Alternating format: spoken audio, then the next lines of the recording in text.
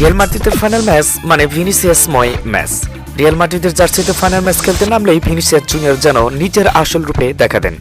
গত পরশু FIFA the best পুরস্কার জেতা ব্রাজিলিয়ান তারকা গতকাল রিয়ালের হয়ে কাতারের দোহা লুসাইল স্টেডিয়ামে মেক্সিকোর ক্লাব পাচুকার বিপক্ষে আন্তঃমহাদেশীয় কাপের ফাইনালে খেলতে নেমেছিলেন।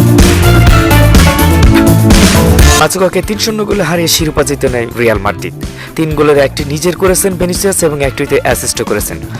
৮৪ মিনিটে পেনাল্টি থেকে দলের জন্য শেষ গোলটি করার আগে ৩৭ মিনিটে কিলিয়ান এমবাপ্পের করা প্রথম গোলটিতে সহায়তা করেছেন। ওই যে লেখার শুরুতেই বলা হলো রিয়ালের জার্সিতে ফাইনাল মানেই ভিনিসিয়াসের রুদ্ররূপ। গতকালের ট্রিও নিয়ে রিয়ালের হয়ে এখন পর্যন্ত ১২টি ফাইনাল খেলেছেন ভিনিসিয়াস জুনিয়র, গোল করেছেন ১৪টি। রিয়ালের সঙ্গে সর্বশেষ ৬টি ফাইনালে গোল করেছেন ৭টি, অ্যাসিস্ট করেছেন ৪টি। ভিনিসিয়াস জুনিয়র রিয়াল মাদ্রিদের হয়েই যেন আগুন রূপে দেখাবেন।